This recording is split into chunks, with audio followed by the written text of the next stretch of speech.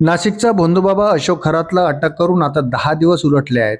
त्याच्या अटकेनंतर त्याच्या काळ्या कृत्याची अनेक प्रकरणं समोर येत आहेत. त्याने शोषण केलेल्या महिला, त्याने लुटलेले लोक आता समोर येत अशोक खरातच्या विरोधात फिर्याद दाखल करत आहे. शुक्रवारी रात्री उशिरा पुन्हा अशोक खरात विरोधात 2 नवीन गुन्हे दाखल झाले आहेत. यामध्ये एका विवाहित महिलेच्या लैंगिक शोषणाचा आणि एका व्यावसायिकाच्या आर्थिक फसवणुकीचा समावेश आहे. या नवीन गुन्ह्यामुळे अशोक खरातवर आतापर्यंत दाखल झालेल्या एकूण गुन्ह्याची संख्या 10 वर पोहोचली आहे. दरम्यान आता आणखी 70 महिलांवर अशोक खरातने अत्याचार केल्याचं समोर आलं.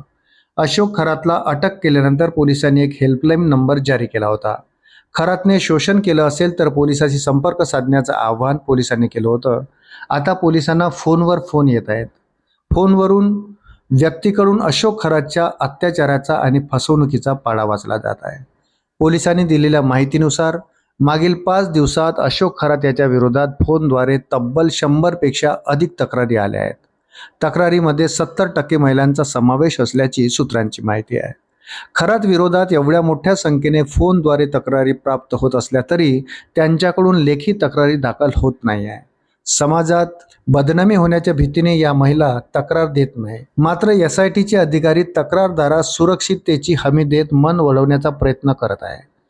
अशोक खरात प्रकार केवळ लैंगिक शोषण आणि फसवणूक यापुरता मर्यादित नाही आहे. आता भोंदू अशोक खरात हवाला रॅकेट चालवत असल्याचीही धक्कादायक माहिती समोर आली आहे. तो भारतात कमावलेला बेकायदेशीर पैसा परदेशात पाठवण्यासाठी हवालाचा वापर करत होता. त्याने दुबईपर्यंत पैशाची देवाणघेवाण केल्याची माहिती समोर आली आहे.